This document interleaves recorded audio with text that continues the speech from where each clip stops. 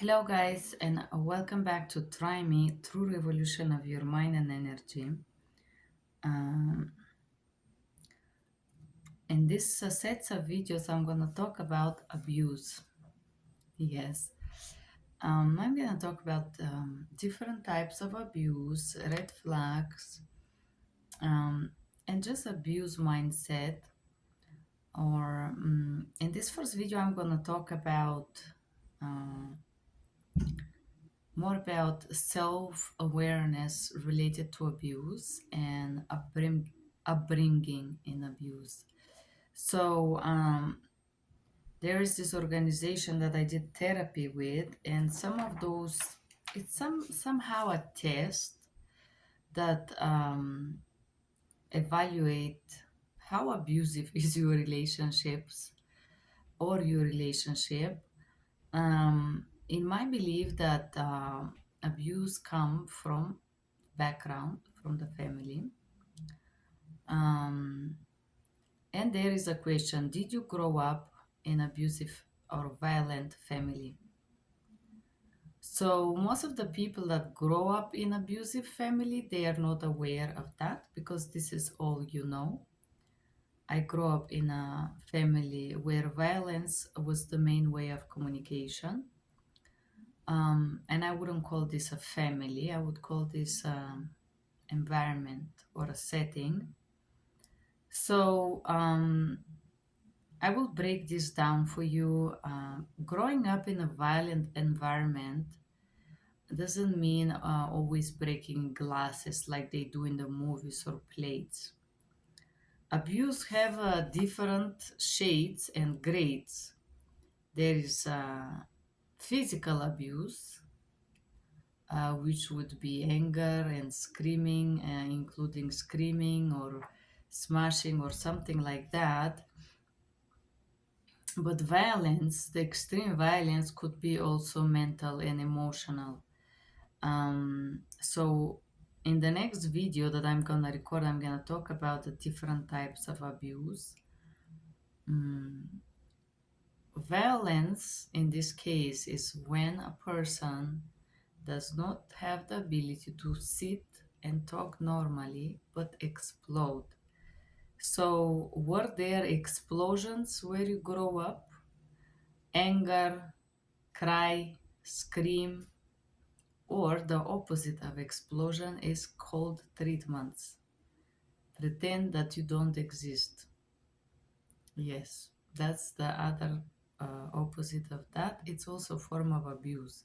So you have active abuse, which could be smash you, splash you, beat you, hit you, or you have another active verbal, could be verbal abuse, scream, offend, mock you, put you down, and psychological, denigrate, humiliate, and so on. And then you have the silence treatment. Pretend that you're not there. Silent treatment usually is form of emotional abuse, withdrawal from love, or children need a parent, so you can imagine the terror that a child can experience when the parent suddenly act that they don't exist. A very, very extreme violence. So, did you have any of those situations as a child? Because those situations form a way of relating inside of you. And in order to get out of the violence, you have to see those um, mechanisms, admit them, and overcome them. So, did anyone use force or violence to solve problems where you grow up? This is the number two. Uh, for example, you break the glass, I beat you. You are late, I beat you. So usually violence is never a solution of a problem. Violence is just a way somebody deal with life, and it has nothing to do with you. So If you had anybody being violent with you when there is a problem or situation, this is just show that this person is weak. Yes. Strong people don't need violence. Believe me. Strong people don't need to smash you, hit you, accuse you of anything. Strong people, if they believe you're the problem, they simply walk away and drop you with your all problems. Strong people don't waste time to smash you, beat you down, spit you, or all of this. This is not happening with strong people. So if you have a violence where there is a problem, this means that you were surrounded by weak people.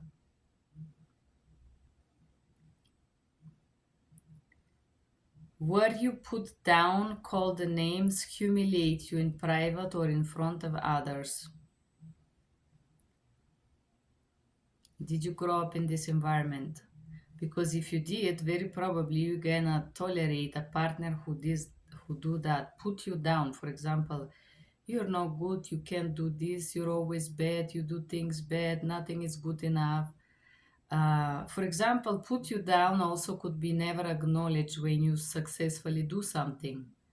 You help someone with something and they act like nothing. They don't even bother to say thank you.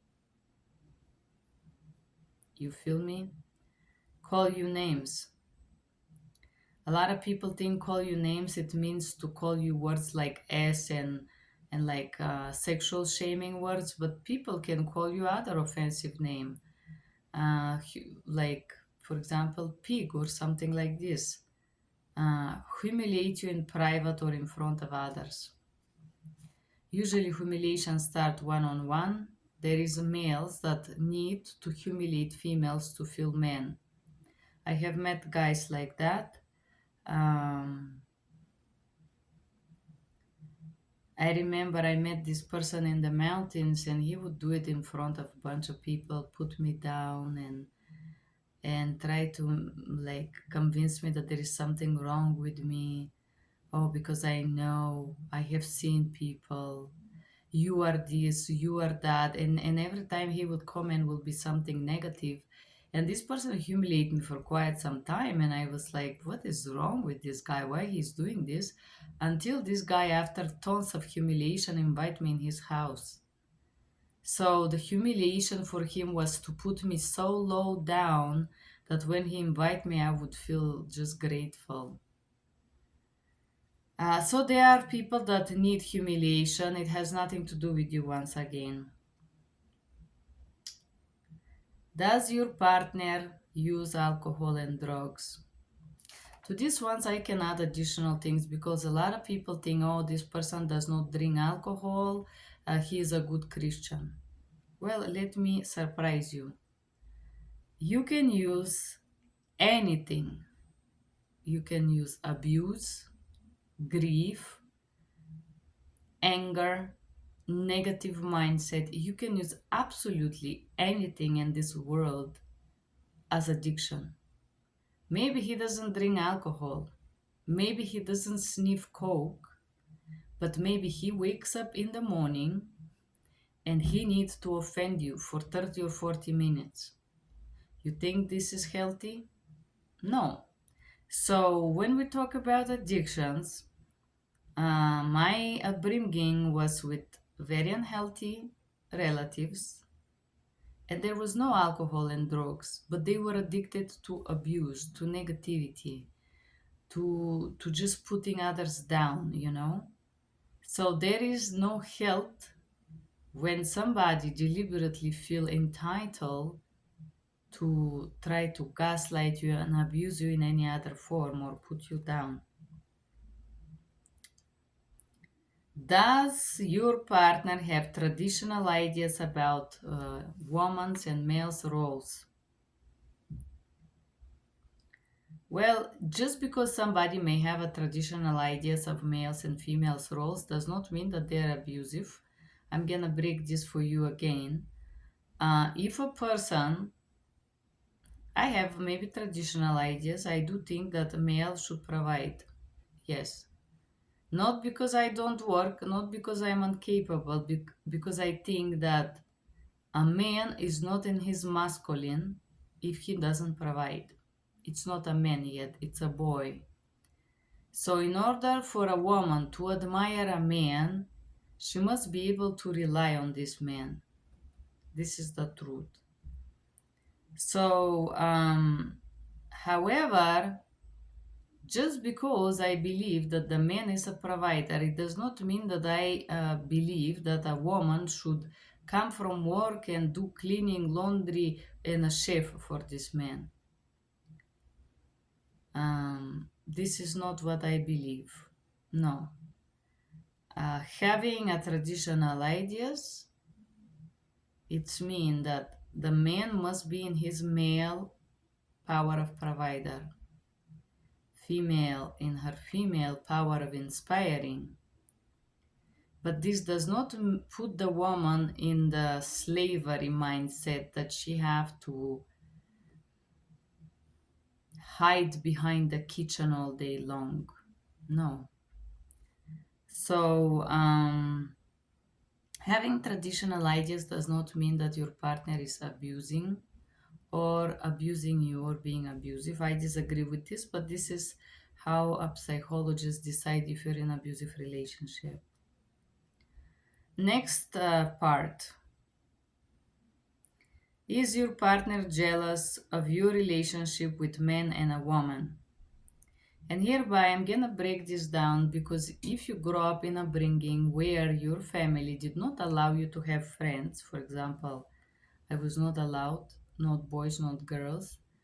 Of course, I have them secretly, and if I was catched, my father would beat me.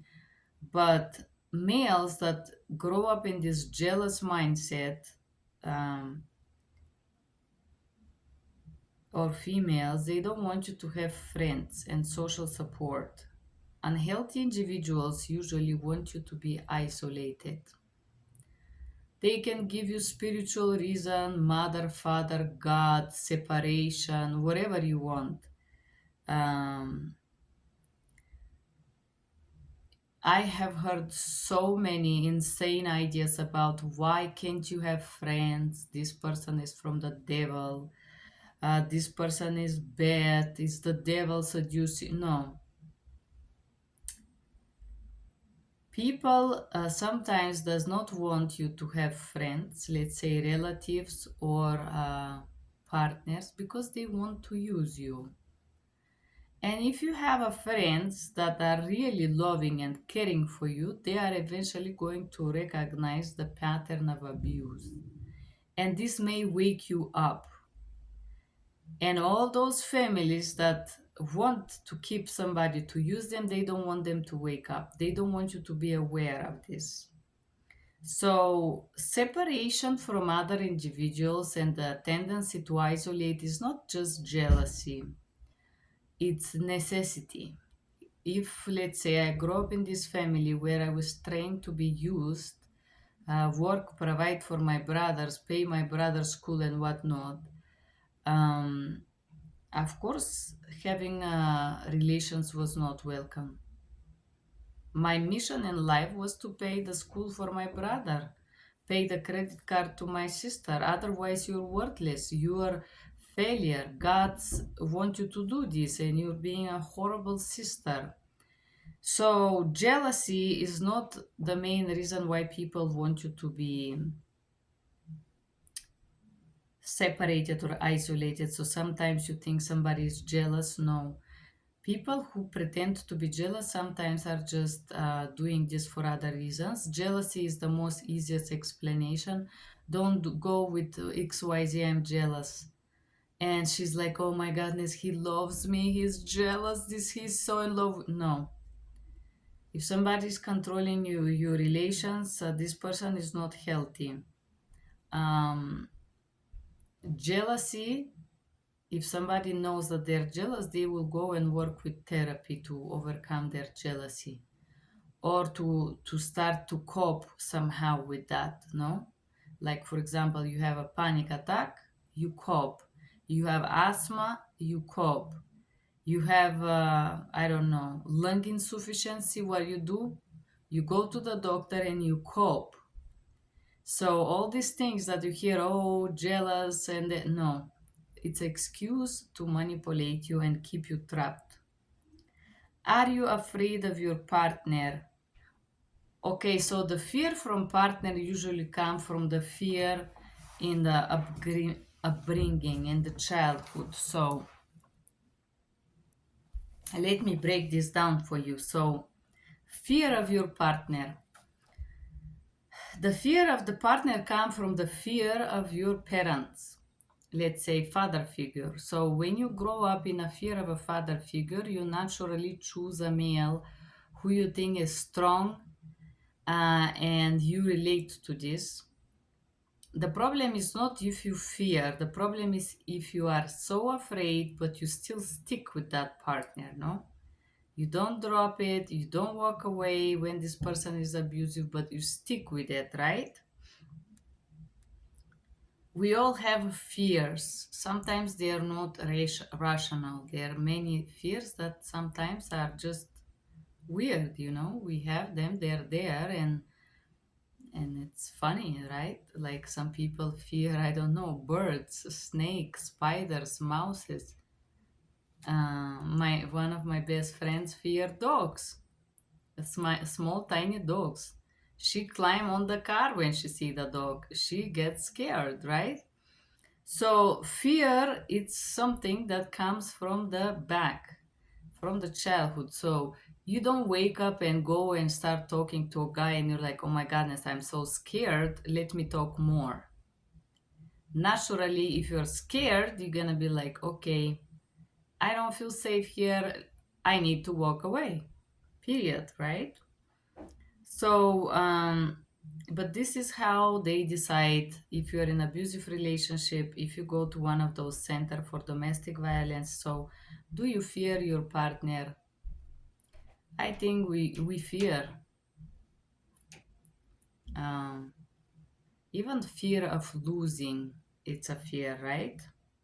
So, next position. Have you been forced into having sex or doing something sexually that you don't want to? This is called coercion. Um, a lot of people who coerce their partners and force them to be sexual when the partner doesn't want, they don't understand fully what is consent. And for a lot of women, just because the men want it, you have to do it. You're obliged. You must do it. Um, so I think this portion here, it's little bit fantascientic because I think every single woman that has been in a relationship, 99% of the American ladies do things they don't want just to make their partners happy. A lot of them. And I will tell you the reason why I have received so much aggression from males here in USA is because I say no. And the reason why there is such a extreme reaction is because American males are not used to that. They are not accustomed to hear no. They don't know what it's like to be consensual. Because for a lot of males who have money in USA, that's enough to be desired, you know? So consensus in America, it's a very, I would say, blurry existence because a lot of people, a lot of females that are born and raised here, um, they perceive something, sexuality as something they have to do for the man. Also, now you're gonna see these videos that I'm sharing, people that I interact with. So, a lot of females will fake to enjoy something they don't if the guy has money, for example, or if they don't want to be alone. Um, so a lot of females will submit to do things they don't want. I would say the number is extremely high here. I would say probably 90% of the women will do this for money, to be married, to stay married, to be a good wife, to whatever it is. Um, so I would use the word coerce to do things they are not happy, they don't feel pleasure from, and whatnot. Next part is, are you in abusive relationship? Does your partner try to control you, um, tell you where to go, who to talk, what to dress, when you go home, and so on? So I will tell you something interesting about the control, like a partner control or parent control. So women get trained, every human get trained to be controlled when they're children. Parents tell you who to talk, how to dress, what friends, and put limits on your time, correct? This is the truth. All of us, we have been trained to be controlled by our parents. Women and girls are educated to be dominable by their parents. Yes, for safety reasons, if you want to. So, of course, 99% of the women that look for a partner, they would submit to the partner desire. For example, partner say, I don't like your friend Jenny. Not to fight with the boyfriend, she would see Jenny less. Um, so there is no such a thing as the partner give you order, but sometimes the partner will show the girl that he's not content with something, and he would buy the clothes, and women will submit to this. So this question is very like, I would say it's somehow fake, because 99% of the females in the society of the USA, they're gonna try to submit to the male desires. There is no need for the man to try. The man just exhibit some kind of a signs that something does not please him, and the females that are born and raised in this society immediately try to correct it. Why? Because they want to be married, because they don't want to be alone, because they need somebody to pay rent and whatnot. 99% of the time. Um,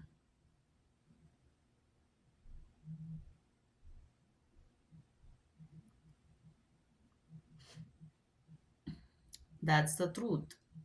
Next thing, is your partner pegging you or paid you repeatedly to check or harass you? A lot of people does not know what mean harass you. They mean that, oh, if he checks and asks where I am, it's because he cares for me. He asked me if I still work out at the gym because he's worrying for me. Page you, it's more like mock you in a ways, and constantly like exhibit these parental behaviors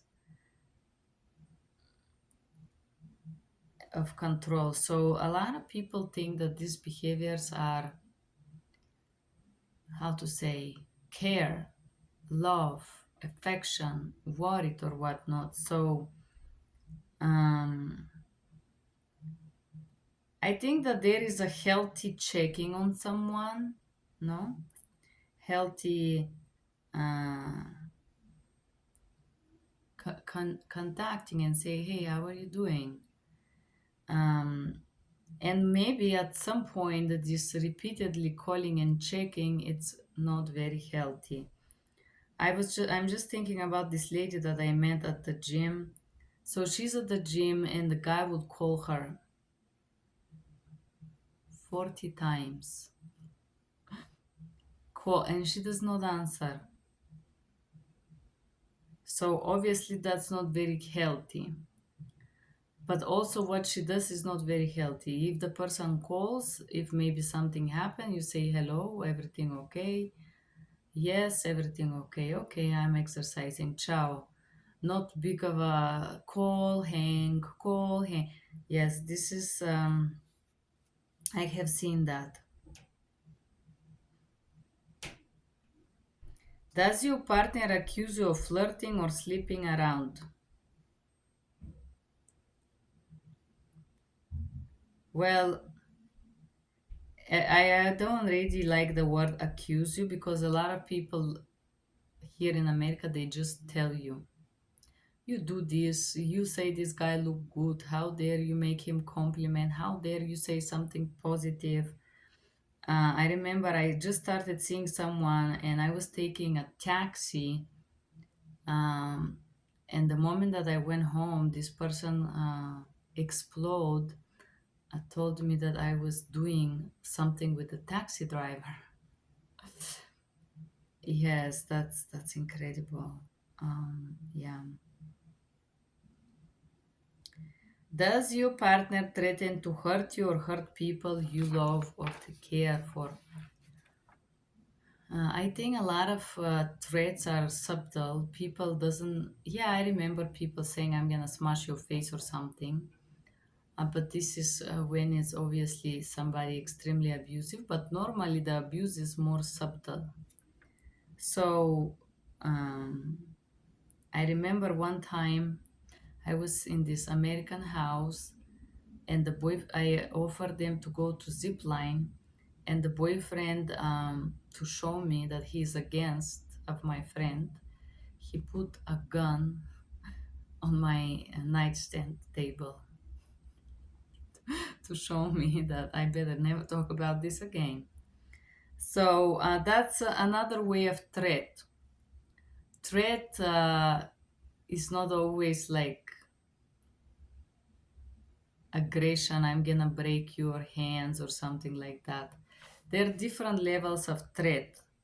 Emotional withdrawal could be another way of threat.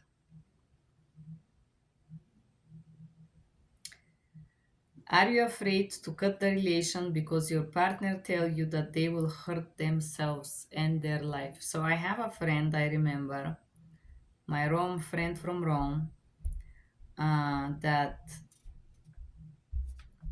her boyfriend would tell her this, he would end his life. Of course, she separated with him, and of course, he did not end his life. But this is a manipulation that, again, it's used to make you feel responsible for other people's actions. Um, if somebody struggle with self-harming, there is a self-harming line. You can just simply pack your things and leave that suicidal number brochure for them. But usually, people who say that, they don't really mean it, they just want to manipulate you. My mother would do this. She would threaten to hurt herself because she wanted me to force my stepfather to talk to her. What a silly lady. But so, unhealthy relationship, for example, I'm gonna go ahead now and break this quiz, talk about my parent, my mother. My mother grew up in a violent family. My mother used violence. If, for example, she was late and I asked her why, she smacked me in the face. Did your mother? Yes, my mother put me down, humiliate me in front of others. She did that. No, my mother does not abuse alcohol or drugs. She have traditional ideas. I don't want to say my mother is jealous, but she's controlling. She wants to limit. She wants the power. Are you afraid of your mom? Yes, I'm afraid of her. My biological mother is not very healthy. Um, did your mom force you to do something you don't want? Yes, many times. She doesn't even care what I want. Does your mother want to control who you talk to? Yes, of course. When I live in my mother house at age 21, she tried to forbid me who to talk to and what not. Also, my mother mocked me for my clothes because I was 21 and I did not have clothes, which was harassing me. She humiliated me for that. Mm, no, my mother haven't sexually shamed me.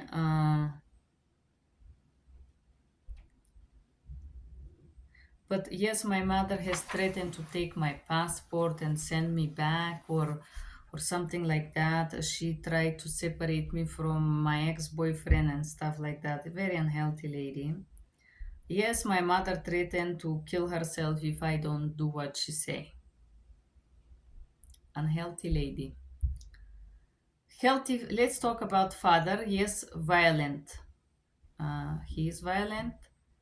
He used violence not only to solve problems but to uh, as only way or mean to communicate. Put me down, call me names, humiliate me in private and other. Yes, he did not abuse alcohol and drugs, but he was simply insane. Traditional ideas, his own ideas, I would say, he had about males and females.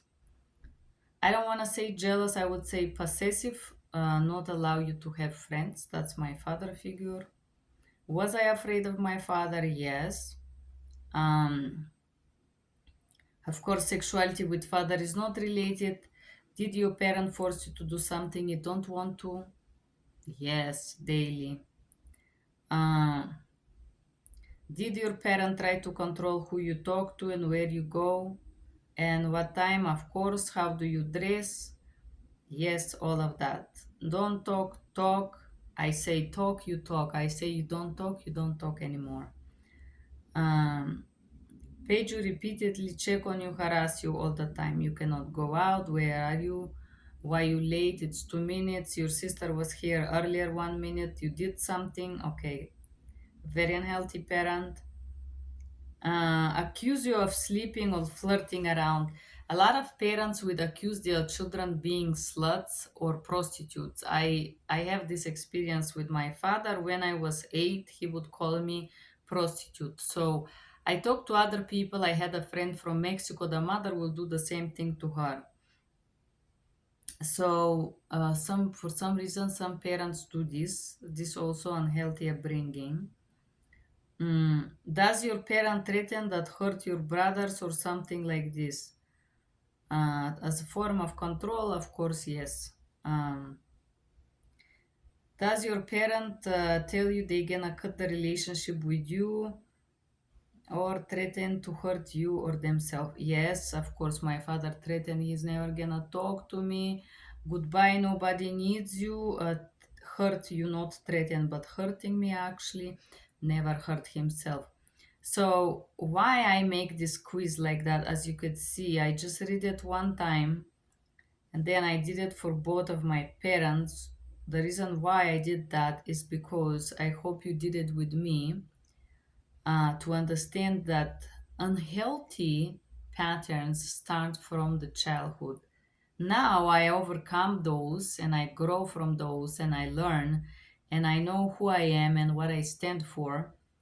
uh, but why I did it for the both parents? Because if you had those type of parents as mine that were not very healthy, they probably influence you in a way and created certain patterns of acceptance.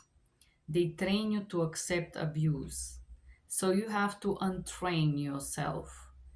And untraining yourself come with awareness. Awareness means tell the truth to yourself. Don't lie. Don't make it sweet. Don't make it funny. Don't make it beautiful. Don't make it excusable. Just face it. So, unhealthy relationships start with the training that you have from your parents. And this is where you can start untraining yourself. And you can do this if you click on the link below this video. I have created a journey called The Next Level of Self Awareness. You can do it to untrain yourself from unhealthy patterns. Um, if you want to, you can try it out. Thank you for being here. Bye bye.